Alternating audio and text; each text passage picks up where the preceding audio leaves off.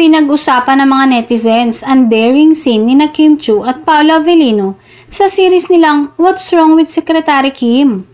Sa eksena, tila ay nakit ni Kim na kung saan ka-eksena si Paolo. Ginulantang ng eksena ang mga netizens dahil parang natural lang daw sa dalawa ang tagpo.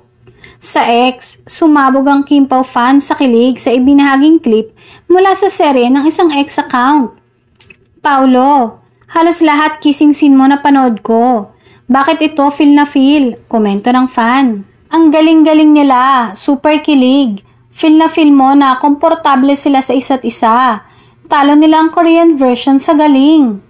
Ngayon ay parang si Paolo naman ang nagdala ng scene na yon. Maaalalang ikinwento ni Showtime host Kim ang naramdaman niya sa likod ng unang nag-viral na eksena nila ng co-star niyang si Paolo sa What's Wrong with Secretary Kim.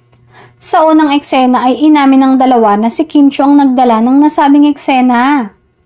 Parang one time big time na natin. Ibigay na natin to para mas maganda naman na mag-edit ng bawas kesa kulang. Ang tinutukoy ni Kim ay ang kissing scene nila ni Paolo habang nasa loob ng cabinet na talaga namang kinawindangan at kinakiligan ng fans.